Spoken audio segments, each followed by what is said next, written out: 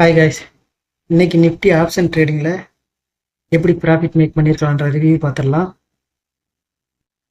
அதுக்கு முன்னாடி நம்ம நிஃப்டி ப்ரிடிக்ஷன் வீடியோ போட்டிருப்போம். அதை பார்த்தீங்கன்னா தான் இந்த கண்டினியூட்டி உங்களுக்கு புரியும். அதை ஸ்கிப் பண்ணியிருந்தீங்கன்னாக்கா மறக்காமல் அந்த வீடியோ பார்த்துருக்கு. அப்போ தான் உங்களுக்கு புரியும் இந்த வீடியோ. நம்ம ப்ரிடிக்ஷன் வீடியோவில் செப்டம்பர் 1லேருந்து செப்டம்பர் 2 வரைக்கும் பேரலாக மார்க்கெட் மூவ் ஆகுன்ற பேரலல் சேனல் வரைஞ்சிருந்தான். ஏன்னா மார்க்கெட் இந்த ஜிக்ஸாக் ஜோன், இந்த சப்போர்ட் அண்ட் ரெசிஸ்டன்ஸ் ஜோனில் தான் மார்க்கெட் ஜிக்ஸாக்காக மூவ் ஆகுன்னு சொல்லியிருந்தான். நம்ம கெஸ் பண்ணது இந்த பேரலல் சேனலில் மார்க்கெட் ஜிக்ஸாக்காக மூவ் ஆகிட்டு போகுன்ற ப்ரிடிக்ஷன் பண்ணோம். அதோடைய மார்க்கெட் க்ளோஸ் ஆனது இந்த சப்போர்ட் அண்ட் ரெசிஸ்டன்ஸ் ஜோனில் தான் மார்க்கெட் க்ளோஸ் ஆகிருந்தா நம்ம சொல்லியிருந்தோம். நம்ம கெஸ் பண்ணது இதை பிரேக் பண்ணி மேலே போச்சுன்னா 27 வரைக்கும் போக சான்சஸ் இருக்குன்னு நம்ம சொல்லியிருந்தோம். அதே மாதிரி இந்த ரெசிஸ்டன்ஸ் ஜோன்லேருந்து மார்க்கெட் டவுன் ட்ரெண்ட்லேயே போச்சுனாக்க இந்த 24,500 இந்த ஜோனில் இந்த சப்போர்ட்டை ரியாக்ட் ஆகும், சப்போர்ட்டை டச் பண்ணிவிட்டு மறுபடியும் பவுன்ஸ் ஆகும் எக்ஸ்பெக்ட் பண்ணோம். இந்த சப்போர்ட்டையும் பிரேக் பண்ணி மார்க்கெட் கீழே வந்துச்சுன்னா 24,500 அந்த ரேஞ்சுக்கு மார்க்கெட் க்ளோஸ் ஆகணும்னு கெஸ் பண்ணோம். ஆனால் நம்ம மார்க்கெட் கெஸ் பண்ண விட மார்க்கெட் ஓப்பன் ஆகும்போதே இந்த பேரலல் சேனலை பிரேக் பண்ணி மார்க்கெட் ஓப்பன் ஆயிடுச்சு. அங்கேருந்து மார்க்கெட் ஓப்பன் ஆகி டவுன் ட்ரெண்டு, மார்க்கெட் டவுன் ஆகி தான் வந்துச்சு. டவுன் ஆகி எக்ஸாக்டாக இந்த சப்போர்ட் ஜோனை டச் பண்ணிவிட்டு மறுபடியும் மார்க்கெட் பவுன்ஸ் ஆகிருக்கு. பவுன்ஸ் ஆகி பார்த்தீங்கன்னா இந்த சப்போர்ட் அண்ட் ரெசிஸ்டன்ஸ் இங்கே ஒரு ரெசிஸ்டன்ஸாக ஃபார்ம் ஆகிருக்கு. இந்த ரெசிஸ்டன்ஸ் ஜோனில் சைட்வேஸில் மார்க்கெட் மூவ் ஆகி கரெக்டாக மணி ஒரு மணிக்கு கடன்னு மார்க்கெட்டு டவுன்ஃபாலு. இந்த சப்போர்ட்டையும் பிரேக் பண்ணியிருக்கு, இந்த சப்போர்ட்டையும் பிரேக் பண்ணியிருக்கு, இந்த சப்போர்ட்டையும் பிரேக் பண்ணியிருக்கு. ஃபைனலாக 24,500 நம்ம இங்கேயே கெஸ் பண்ணால் மார்க்கெட்டு இந்த சப்போர்ட் அண்ட் சோனை பிரேக் பண்ணி கீழே வந்துச்சுன்னா இந்த 24,500 இந்த ரேஞ்சுக்கு வரும் தான் நம்ம கரெக்டாக ப்ரிடிக்ட் பண்ணோம். ஆனால் நம்ம மார்க்கெட் இங்கே டவுன் ட்ரெண்ட் வரல.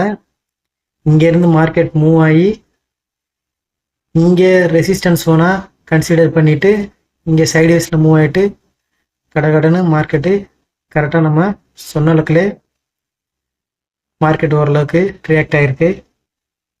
ஓரளவு நம்ம கெஸ் பண்ணது இந்த அளவுக்குல நம்ம கெஸ் பண்ணபடியே தான் மார்க்கெட் வந்திருக்கு. நான் அதே மாதிரி சொன்னேன், மார்க்கெட் பெரிய மூவ்மெண்ட்டாக வராதுன்னு நினச்சேன்.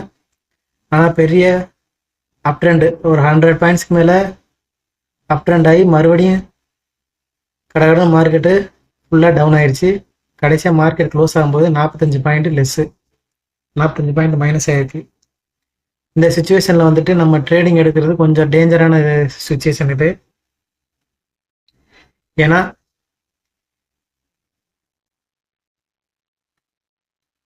இந்த அளவுக்குல பாருங்கள், இங்கேருந்து அப் ட்ரெண்ட் ஆகி மறுபடியும் சைட்வேஸில் போய் மறுபடியும் டவுன் ட்ரெண்ட் ஆகிருக்கு.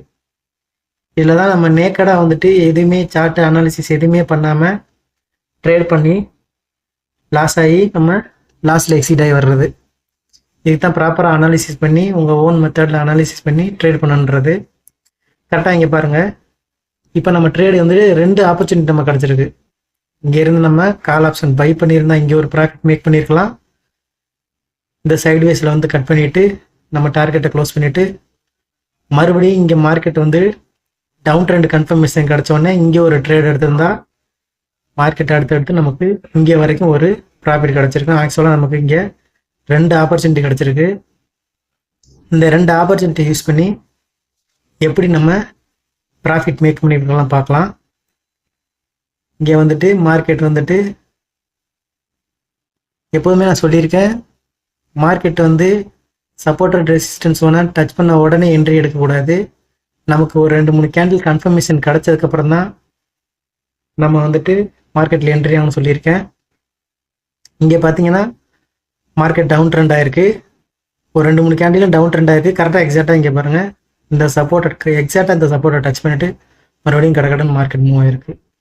இதில் வந்துட்டு நம்ம கன்ஃபர்மேஷன் வந்துட்டு ஒரு 2 கேண்டில் கன்ஃபர்மேஷன் கிடைச்சதுக்கப்புறம் ட்ரேட் எடுக்கிறோம்னா அசம் பண்ணிக்கலாம்.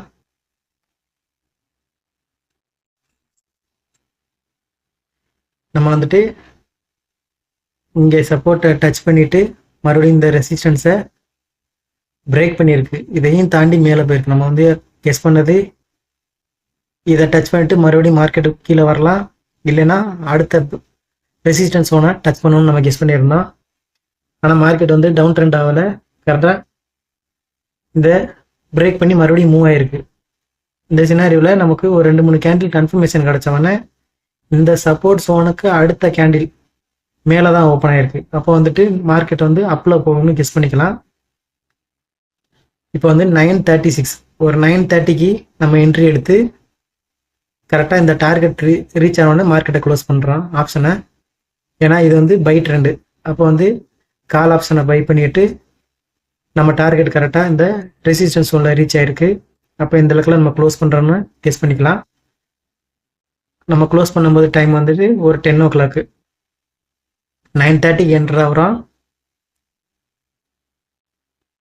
இந்த சப்போர்ட் ஜோனுக்கு அடுத்து ஒரு கன்ஃபர்மேஷன் கேண்டில் அப் ட்ரெண்ட் ஆகிருக்கு. 9:30க்கு என்ட்ரு ஆகிட்டு ஒரு 10 o'clock மார்க்கெட்டை க்ளோஸ் பண்ணுறான்.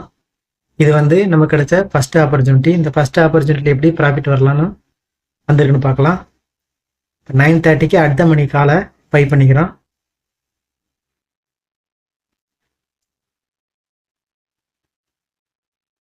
செகண்ட் எக்ஸ்பைரி டே 9:30க்கு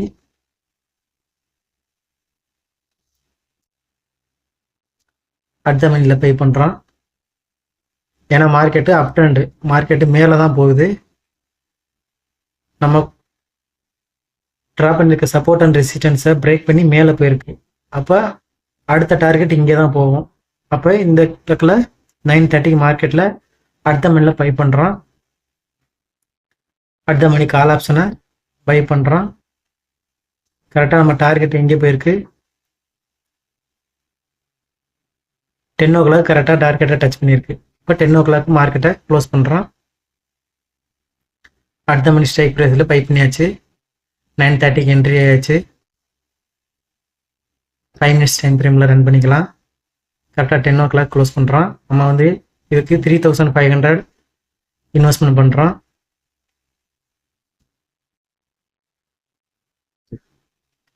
ஒரு 100, 800, 1,500, 1,800 போயிருக்கு.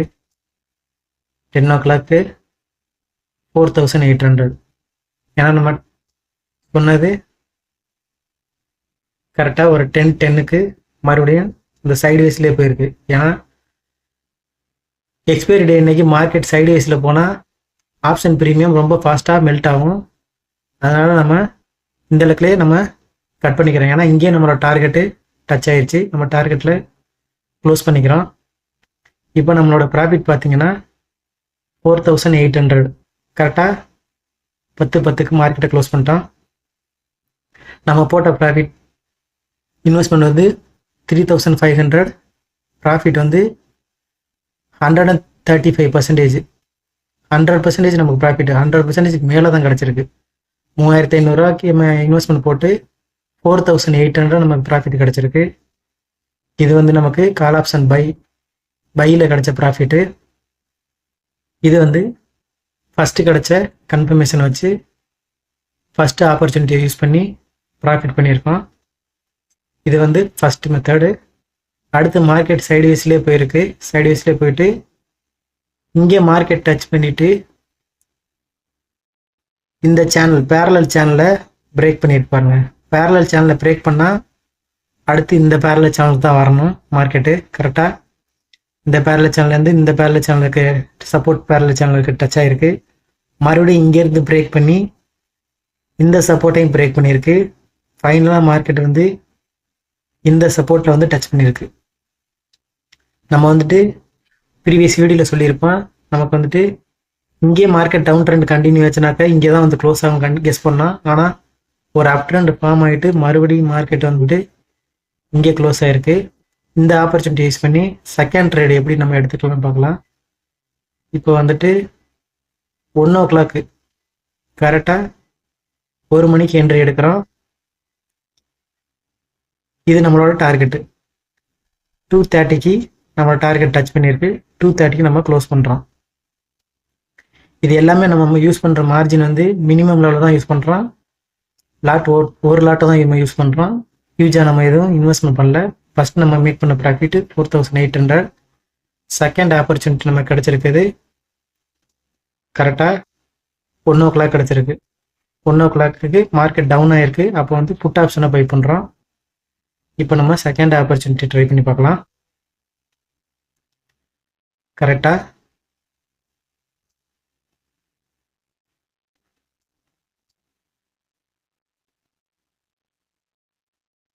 110க்கு ஒரு 2 கேண்டில் நம்ம கன்ஃபர்மேஷன் கிடச்சிருக்கு. இதையும் பிரேக் பண்ணி இந்த சப்போர்ட்டையும் டச் பண்ணி மார்க்கெட் மேலே பவுன்ஸ் ஆகிறதுக்கு சான்சஸ் இருக்குது. அதனால் இந்த பேரலல் சேனல் சப்போர்ட்டையும் ஸ்கிப் பண்ணிவிட்டு அடுத்த கேண்டில் நம்ம கன்ஃபர்மேஷன் எடுத்துக்கலாம். ஒரு 115 1.25 போல் என்ட்ரி எடுக்கிற மாதிரி வச்சுக்கலாம். 1.25க்கு அட் த மணி ஸ்ட்ரைக் ப்ரைஸில் புட் ஆப்ஷனை பை பண்ணுறோம். புட் ஆப்ஷனை பை பண்ணிவிட்டு கரெக்டாக நம்ம டார்கெட் ரீச் ஆனது ஒரு 2:30க்கு ரீச் ஆகிருக்கு. 2:30க்கு நம்ம மார்க்கெட்லேருந்து எக்ஸிட் ஆகிடலாம். இப்போ நம்ம எவ்வளோ ப்ராஃபிட் வந்திருக்குன்னு பார்க்கலாம். 1500, 2600, 4000 போயிருக்கு. 9000, 13,000, 10,000, 9,000, 13,000. ஆக்சுவலாக நம்ம 2:30 க்ளோஸ் பண்ண வேண்டிய டைமு.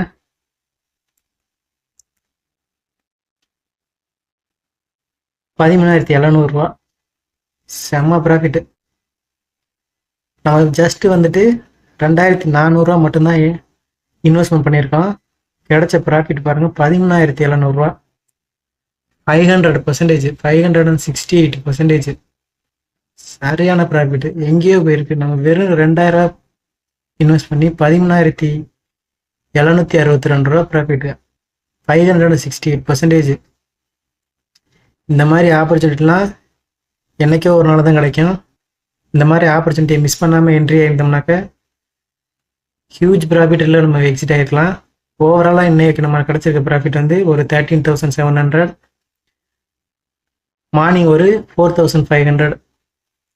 ஓவராலாக ஒரு 18,000 நமக்கு ப்ராஃபிட்டு.